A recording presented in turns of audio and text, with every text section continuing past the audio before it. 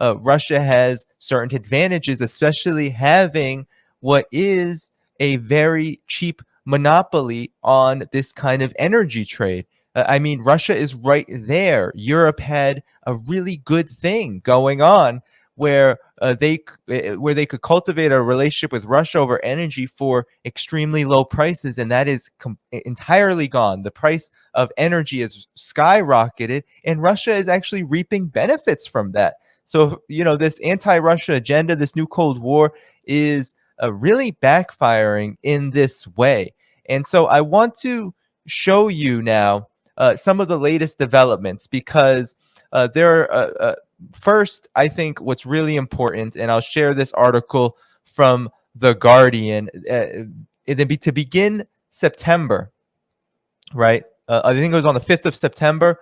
Russia said that they are not going to resume gas supplies to Europe until sanctions are lifted, and they have essentially shut off. They say it's for both for repairs as well as for the reason that all of this talk about price caps, all of this talk about crippling Russia's economy, Vladimir Putin and the Russian government have said, no, we are not going to allow that to happen without responding. And so Nord Stream 1, a huge pipeline that is very important for Russian energy to get to Europe, and extremely important for Europe, for all of Europe, Eastern and Western, that is now shut off. And they're not going to do it until sanctions are lifted.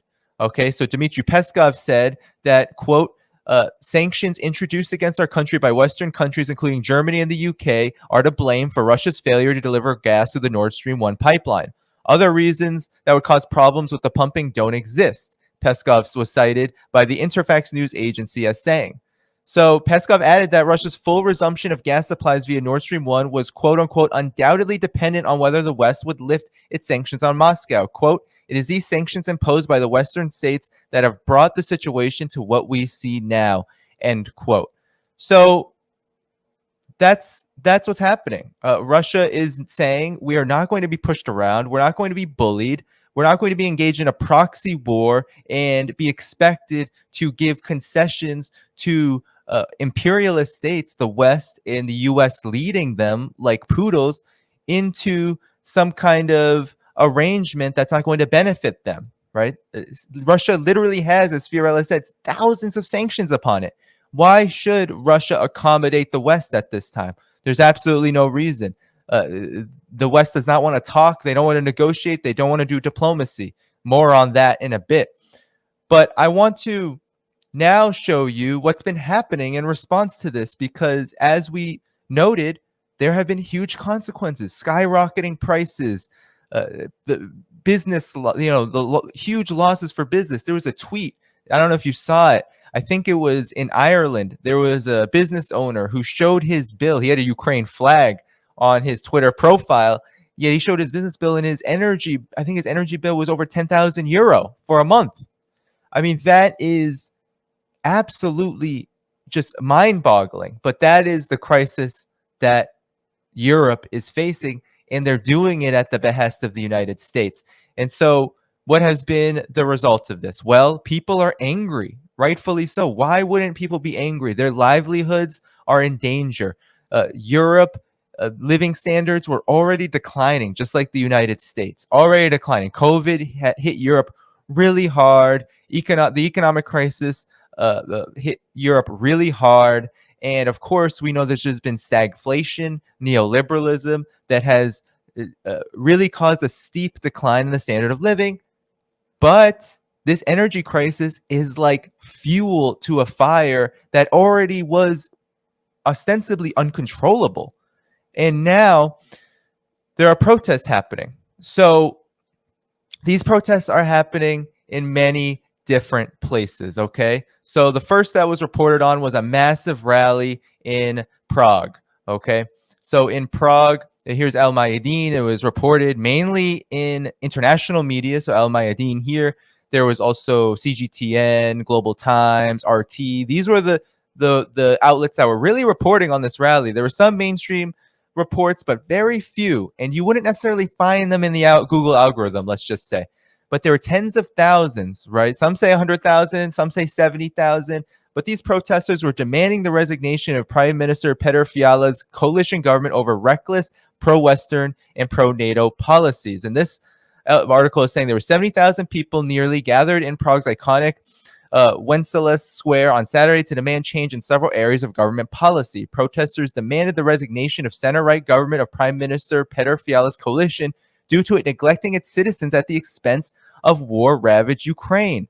Clear outrage was expressed over the growing inflation, soaring energy prices, and then there was also COVID-19 vaccination immigrant. There was a lot of grievances here, but the inflation, the energy prices were a big one. Then you have COVID-19 and immigrants, which unfortunately has swept across Europe, this anti-immigrant sentiment as a way to place blame on the economic crisis. But the one thing about this anti-immigrant sentiment is that's actually fueled by a reckless policy of being the kind of landing spot for the displaced people in countries destroyed by imperialism, especially in Africa, in the Middle East, Syria, for example.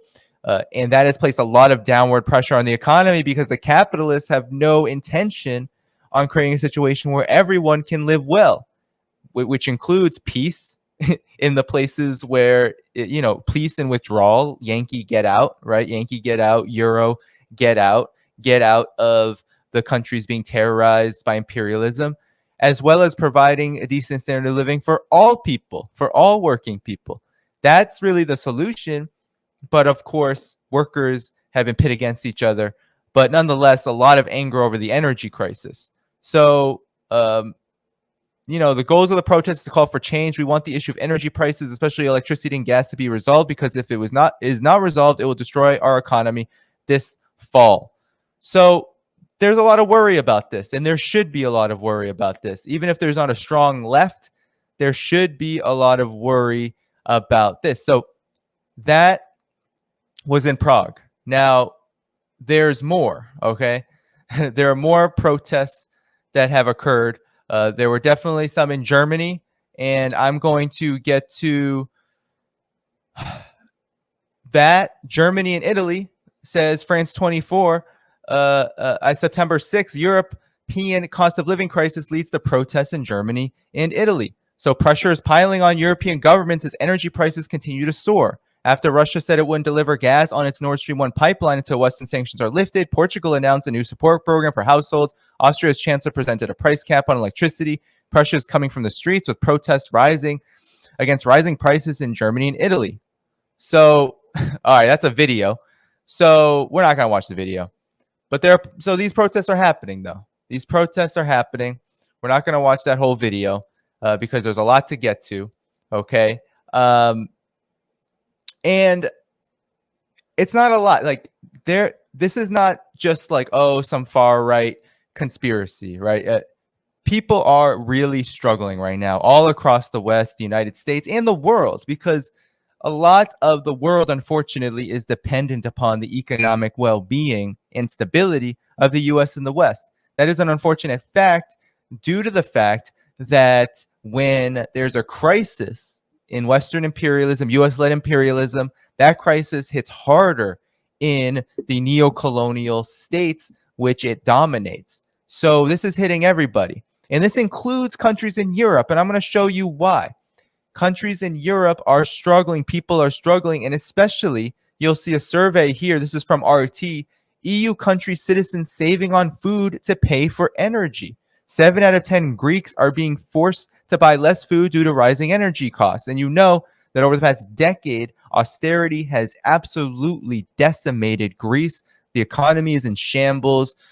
You had the Syriza movement, which unfortunately sold out. It's social democratic movement that has not lived up to its promises to battle austerity, and austerity has only intensified. Greece's role in NATO and in the European and U.S. military alliance has only increased. But now, with this crisis being so dependent upon this system, has had consequences. Okay, and so here, a growing number of Greeks are cutting back on food to pay their taxes and energy bills. A survey by the General Confederation of Greek Workers and the Labor Institute has shown.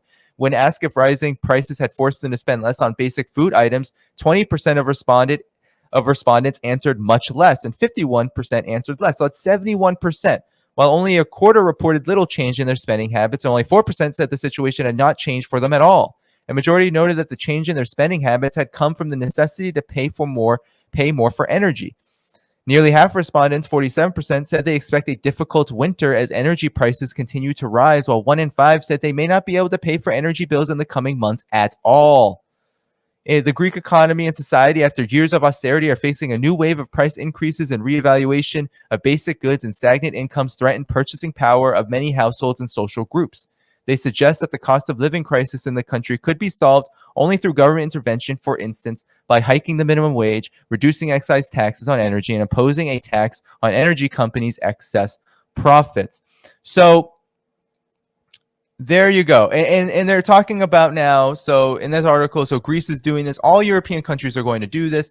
They're going to try to institute stopgap measures, a lot of it surrounding rationing. So there's going to be a lot of rationing in Europe based on this crisis. And that is a disaster, because if there's one thing that Europeans, the West, the US is not used to, it's rationing. It's cutting down. There's so much capitalist waste that goes on. Our daily lives, even if we, the working class, live mainly in scarcity, the whole system revolves around overabundance, right? Overproduction and a lot of waste. And so this scarcity, right, the mentality and also the economic effects of it are sending, I think, a shockwave throughout the entire populace outside of the 1%.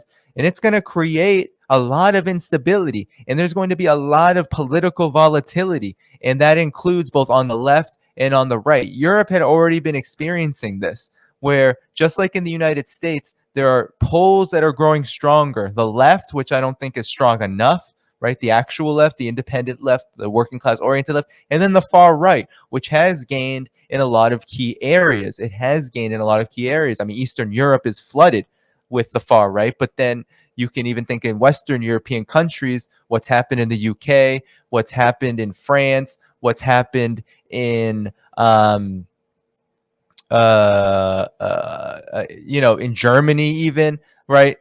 There is this far right kind of sentiment that is having an effect on politics as well. So Europe is likely to freeze. These protests are serious.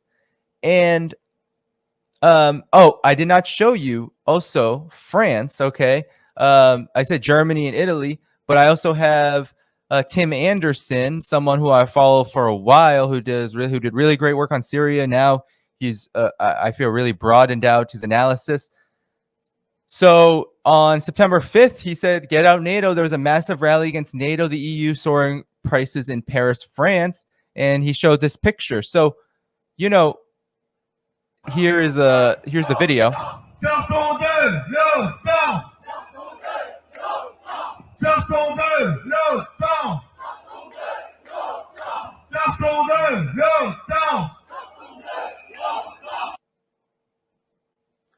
So there you go. I mean, this isn't proof that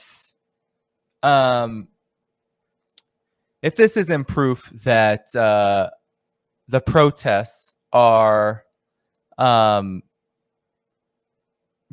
are rocking Europe right now, and that's just the beginning, right? Because this is still the fall. This is all about what is going to happen, right?